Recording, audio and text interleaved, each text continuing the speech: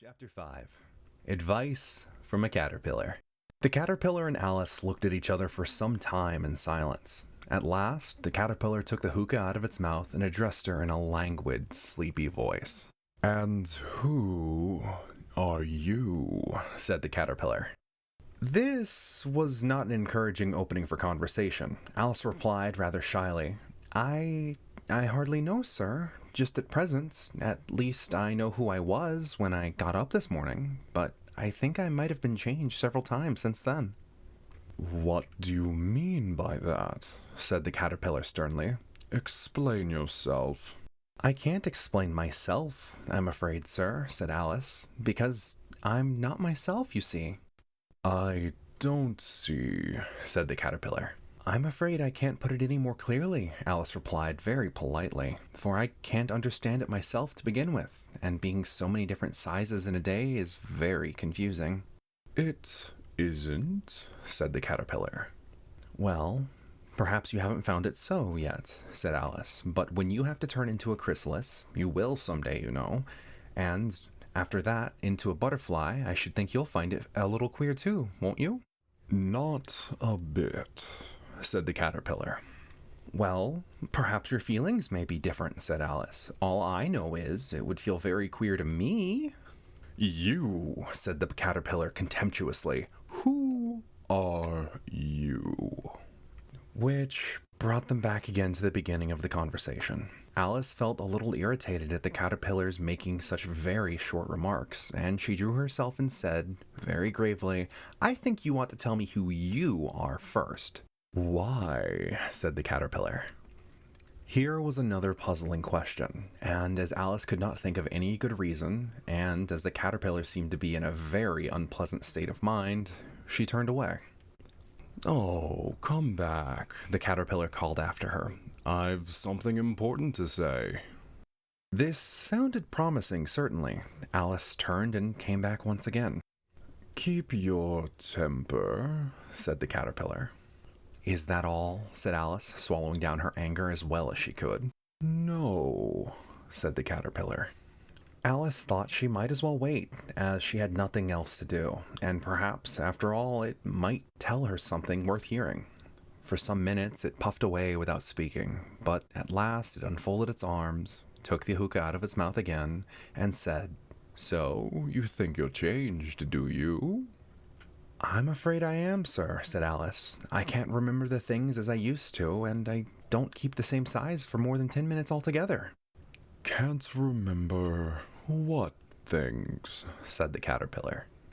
"Well, I've tried to say, 'How doth the little busy bee?' but it all came different," Alice replied in a very melancholy voice.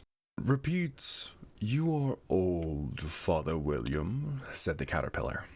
Alice folded her hands and began. "You are old, Father William," the young man said, "and your hair has become very white, and yet you incessantly stand on your head.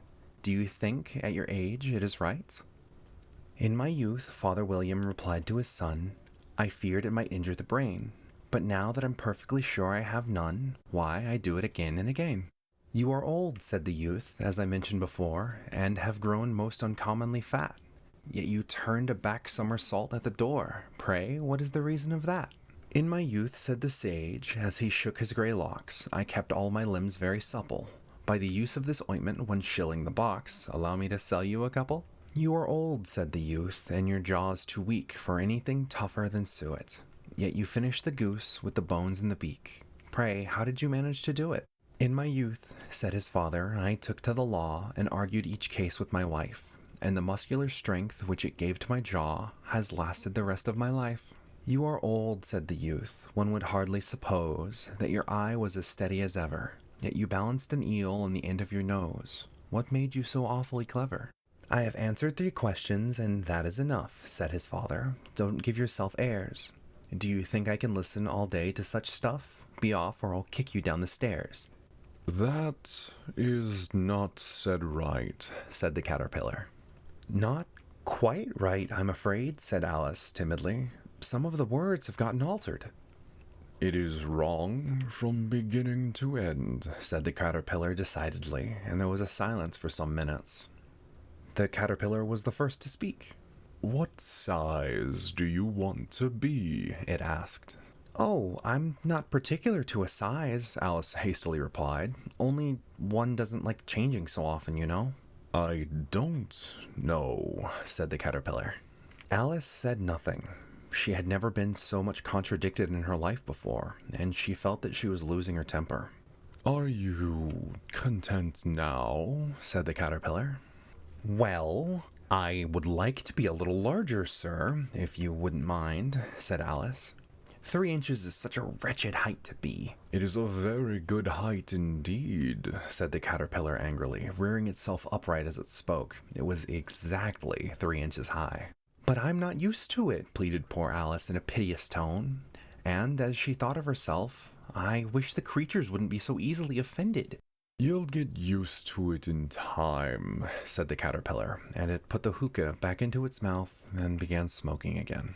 This time, Alice waited patiently until it chose to speak again. In a minute or two, the caterpillar took the hookah out of its mouth and yawned once or twice and shook itself. Then it got down off the mushroom and crawled away into the grass, merely remarking as it went, One side will make you grow taller, and the other side will make you grow shorter. One side of what? The other side of what? Thought Alice to herself. Of the mushroom, said the caterpillar, just as if she had asked it aloud, and in another moment, it was out of sight. Alice remained looking thoughtfully at the mushroom for a minute, trying to make out which were the 2 sides of it, and as it was perfectly round, she found this a very difficult question. However, at last she stretched her arms around the mushroom as far as they would go, and broke off a bit of the edge with each hand. And now, which is which? She said to herself, and nibbled a little of the right-hand bit to try the effect. The next moment she felt a violent blow underneath her chin. It had struck her foot. She was a good deal frightened by this very sudden change, but she felt that there was no time to be lost, as she was shrinking rapidly. So she set to work at once to eat some of the other bit. Her chin was pressed so closely against her foot that there was hardly any room to open her mouth. But she did at last, and managed to swallow a morsel of the left-hand bit. Aha! My head's free at last, said Alice in a tone of delight, which changed into alarm in another moment, when she found that her shoulders were nowhere to be found. All she could see when she looked down was an immense length of neck, which seemed to rise like a stalk out of the sea of green leaves that lay far below her. What can all that green stuff be? Said Alice. And where have my shoulders gone? Oh, where are my poor hands? How is it I can't see you? She was moving them about as she spoke, but no result seemed to follow, except a little shaking among the distant green leaves. As there seemed to be no chance of getting her hands up to her head, she tried to get her head down to them, and was delighted to find that her neck would bend about easily in any direction, like that of a serpent. She had just succeeded in curving it down into a graceful zigzag and was going to dive in among the leaves, which she found to be nothing but the tops of trees under which she had been wandering, when a sharp hiss made her draw back in a hurry. A large pigeon had flown into her face and was violently beating her with its wings. Serpent! Screamed the pigeon. I am not a serpent, said Alice indignantly. Leave me alone. The serpent, I say again, repeated the pigeon, but in a more subdued tone, and added with a kind of sob, I've tried every way, and nothing seems to suit them. I haven't the foggiest idea what you're talking about, said Alice. I've tried the roots of trees, I've tried banks, and I've tried hedges, the pigeon went on, without attending to her. But those serpents, there's no pleasing them. Alice was more and more puzzled, but she thought there was no use in saying anything more till the pigeon had finished. As if it wasn't trouble enough hatching the eggs, said the pigeon. But I must be on the lookout for serpents, night and day. Why, I haven't had a wink of sleep these last 3 weeks. I'm very sorry you've been annoyed, said Alice, who was beginning to see its meaning. And just as I'd taken to the highest tree in the wood, continued the pigeon, raising its voice to a shriek, and just as I was thinking I should be free of them at last, they come wriggling down from the sky. Oh, serpent! But I'm not a serpent, I tell you, said Alice. I'm a... Well, what are you then? Said the pigeon. I can see you're trying to invent something.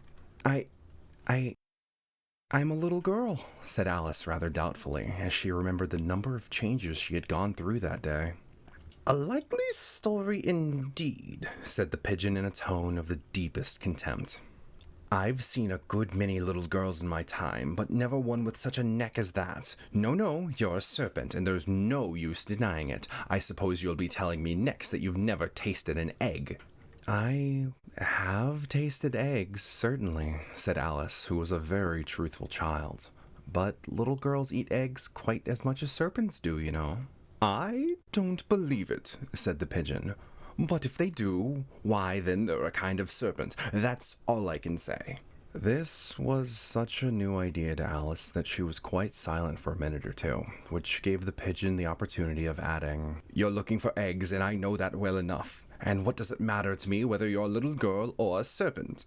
It matters a good deal to me, said Alice hastily, but I'm not looking for eggs as it happens, and if I was, I shouldn't want yours. I don't like them raw.